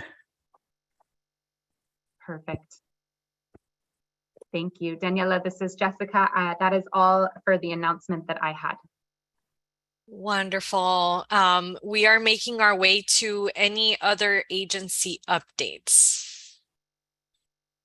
And I know there are a lot of agencies on here. I see Michelle unmuted perhaps. Maybe there's some updates from the California Air Resources Board. Take it away, Michelle. Okay, not a lot. The very first thing I want to say is congratulations. I'm so excited that we are all approved and moving forward. And I love the energy, gung-ho. It's awesome. So just mostly wanted to say that. I dropped a couple of links into the chat on some upcoming opportunities. One of them was an opportunity to participate in a study looking at health effects on farm workers and low-income people from fire smoke. So that could be of interest to you all. And then the other one is a regulatory participation opportunity where you can kind of get your comments heard before the regulation is finalized. So have some influence over how that looks in the end. That's about it. Wonderful. Thank you, Michelle. Does anyone have any questions for Michelle at the Air Resources Board? All right, hopefully everyone's able to make some of these opportunities. Do we have any other agency that would like to make an announcement or give an update? DPR can if nobody else wants to. You got the thumbs up from Jess. So yeah, just mid-fam here. So with DPR, just want to run a couple of things by the community. A couple of things are kind of coming to the finish line here, and there's going to be quite a bit of opportunities for community interaction, public interaction, actually. So the statewide notification is coming to, they're getting ready to do their workshops. So it's scheduled for in-person on November 7th and November 9th. That is in Ventura County and Tulare County. And then there's also a virtual one that will be happening Thursday, November 10th. I'll drop the website in the chat box here. So if you're interested in participating and joining in any one of those, you can get that information there. They are still soliciting any kind of feedback from the pilot project. So as I kind of mentioned, I'm not sure if I mentioned it here, but the University of California, Davis, their Center for Regional Change, that group is conducting and facilitating these workshops along with some other outreach. So if you have any input or feedback, they're looking for that, and that's also that information on how to contact them is also going to be in the link that I'll drop in here shortly. On the other front, I know that everybody's heard about 1,3D rulemaking. My team's been getting really busy and trying to get to the finish line here. So we believe we'll be noticing the rule November 7th or 8th or sometime that first week. So it should become public a week or so after that. And then we are expecting to hold public comments through January, so through the holiday season. So I can coordinate with the Air District on that to kind of get more information as it becomes available. But yeah, mid-November is when we're thinking that regulation will be out and to the public for review. So with that wraps it up for me. Busy couple months for us to kind of get to the finish line here. Thank you, Min, and thank you for those important updates. I know that the pesticide notification system or the notification system was of interest. So there's 3 opportunities to participate, 2 in person and 1 virtual. So definitely mark your calendars for that. Any other agency that would like to share an update?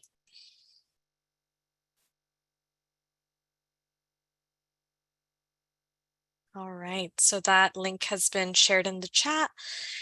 And we're making our way through the agenda. And if there are no other updates, I think we can just begin to wrap us up. And if you are a member of the public, if you're a member of the public and you would like to make a comment during public comment, that time is approaching us shortly. We'll make some more announcements, but just know that if you are a member of the public, we'll ask you to raise your hand in a couple minutes. And so just kind of be ready for that. Gustavo, we'd love to hear from you.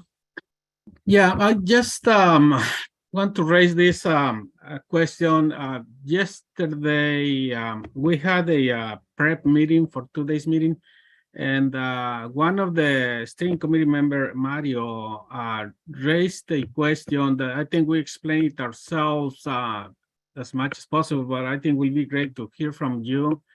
His question was, after the monitoring project, and if the monitoring project identifies, pollution, been affecting the communities, and assuming that some actions are taken to deal with that problem. His question was, are we going to be charged of more taxes because of implementing those projects? And I think if you can explain that, that would be great. This is Jessica. That is a great question, Gustavo, and thank you, Mario, for asking, and Gustavo, once again, for working with folks ahead of the meeting. These are important questions.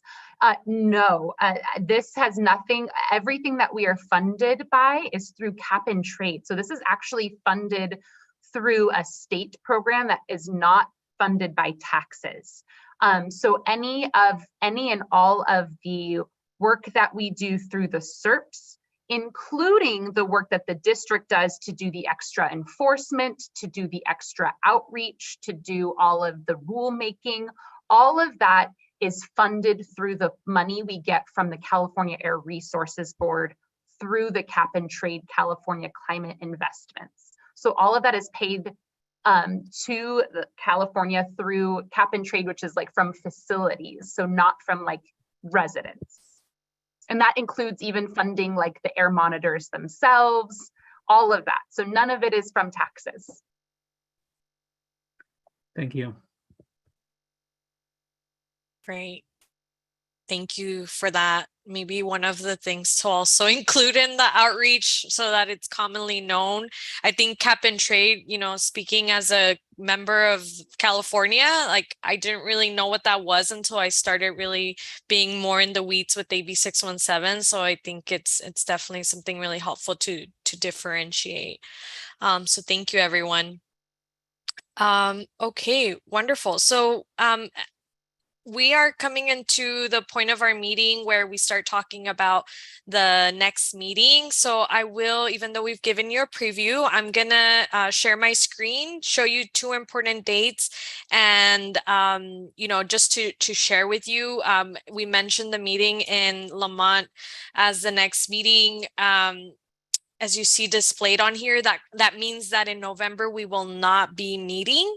So just make sure to kind of release that Wednesday from your calendar. You get that time back to do other work, other relaxation, hopefully, and other just community events, perhaps. So with that, I'll share this, and I'm going to turn it over to Jessica in a moment to share more information about it. But just to let you know, the facilitation team is very excited to be there in person. We're going to bring as many team members as needed from the folks that are usually part of these meetings from the Harder & Company team. And we're just really excited to engage with you in person. I know personally I had a situation where I couldn't join, so I'm going to meet many of you for the first time in person. And we will be having that meeting Tuesday, December 6th at 5 p.m.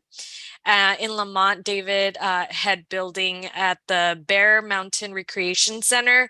And just make note that at 4:30 they will be serving dinner. So if you don't want to miss the dinner and the food, just be sure to be there at 4:30. I know we'll be there as well. And then just to point out this second meeting that Jessica already talked about, which is the agenda setting meeting on January 5th. Mark your calendars. I know it's right after the holidays, usually when some people that take time off or back to work. So it approaches pretty quickly, but that's only 1 hour. And thankfully it's only on Zoom, so you don't have to worry about logistics of getting to places. And with that, just want to turn it over to Jessica to see if there's anything else you'd like to add about the meeting in person or the agenda setting meeting. This is Jessica. Thank you, Daniela. I will just add that I want to thank our co-leads once again for working with us to suggest this. A lot of the input that you all gave us last meeting about prioritization, we learned from you all, or from the comments and feedback you all gave your co-leads, that we wanted more time to learn from district folks some more details about the measures before we make decisions about priorities. And so the suggestion was that we meet in person and get to go around and talk to all the different folks. So it'll be similar in nature to our last meeting, but this time with the goal, or our last, in-person meeting, I should say, with the goal this time of identifying top priorities rather than making lots of decisions. So it will be a little less on you all to make decisions, and more on us as a district and as other agency partners who have already agreed to come help us and be part of the process, to come to the table and just answer a lot of great questions. So I'll just encourage you, if you can make it. Of course, if you can't, we will then still follow up with you all about the decisions or the feedback we got, so folks that can't make it can still participate. And then just to add a little context to the agenda setting meeting, that meeting on January 5th is actually going to start becoming monthly, and it will be we will put this on your calendar, but I'm just letting you know now, it will be on the first Thursday of every month at the same time. So the idea there is that once we're back on our regular schedule after the holidays, it will always occur the week after, or should be around the week after our meeting previously. So we'll get a chance to talk about the previous meeting, get a lot of chance to prep for the following meeting. So that's the goal with both of those meetings. We're really excited. And if you have any questions leading up to the meeting, let us know. Reach out to Maricela, one of the folks from our team that gives you a call. And we're happy to provide that input for you. Wonderful. Just offering a moment to see if anyone has any quick questions at this point regarding the next meetings that were announced. I will do a quick check before I move on. So it's the time for public comment. And so if you are a member of the public, you can begin to raise your hand. We would love to hear from you. Before I move on officially to the public comment though, I do just want to check on the attendance one more time. If your name on the screen is 617, I know you unmuted some time ago. I'm wondering if you can, but they were presenting at that moment, so we weren't able to catch who you are. But if your name is 617 on the screen, could you unmute yourself and just let us know who you are? I'm pretty sure you're a CSC member, and we just want to make sure that your attendance is documented.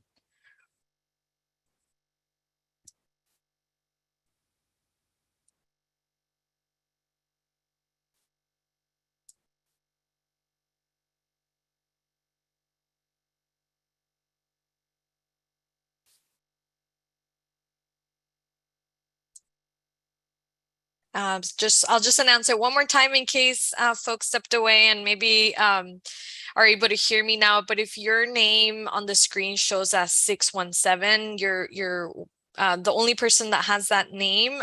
We want to know who you are so that we can document the attendance. And if you're a resident, this is so important.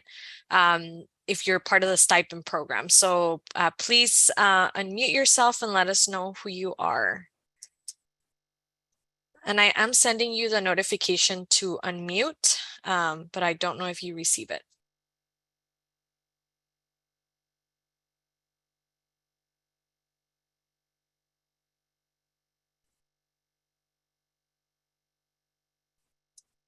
All right, I will try again right before we finish off, but this is a moment for public comment. So we'd love to invite any members of the public that are here with us today to raise their hand or press *9 if you're calling in from your phone and you are able to make your comment. So I don't see any so far, but I'll give you all a moment. Oh, I see. Hello. I see 617. You are unmuted. What is your name? María Villa. María Villa. Muchas gracias, señora. Vamos a cambiar su nombre. Ok, gracias. Bye. Gracias. Alrighty. So members of the public, if you do want to make a public comment, please raise your hand now or go ahead and unmute yourself if that's easier.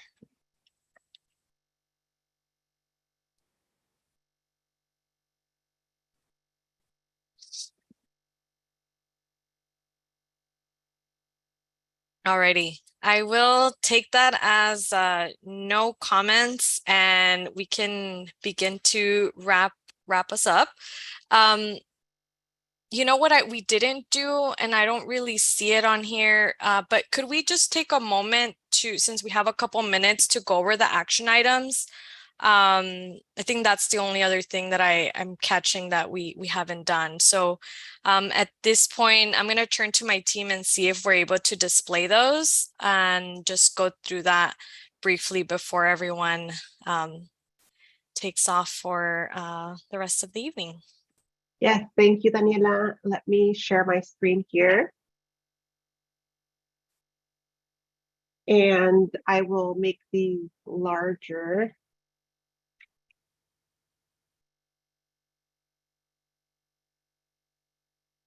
How is that?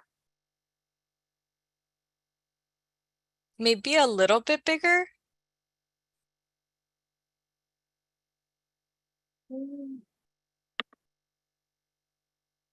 There we go. Yeah, that's much better. Thank you. You're welcome. So thank you, everyone. As you know, we do our best to take note of your recommended action items to reflect the conversation.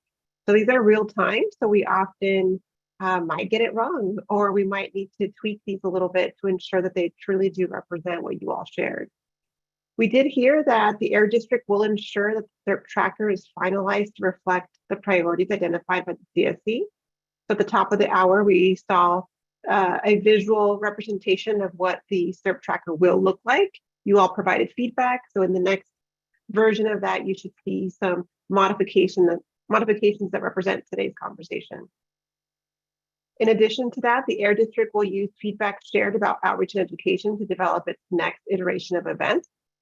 So that will be forthcoming based on what you all shared today. Oops. And at the in-person CSC meeting to be held in December of 2022, there will be more opportunities for CSC members to provide feedback on location of air monitors. So please do make sure that you come prepared to share your recommendations at the next CSC meeting. And then the Air District will add Grow Academy to the list of locations where air monitors will be placed. That is all we heard in terms of actionable next steps. However, if there are other items that you all would like us to include, and as a reminder, these then get aggregated into the larger tracker that gets presented at the top of every meeting that we host. So at this time, I will stop sharing and we'll see if there's any feedback about what others would like to include. Hey, Amy, just wanted a clarification on the air monitoring location. That is not necessarily a location that we will add one in, but that is more of a backup location to the existing ones. Okay, so the Air District will add Grow Academy to the potential locations. Yeah, as a backup. Okay. Mm-hmm. That's perfect. Any other modifications?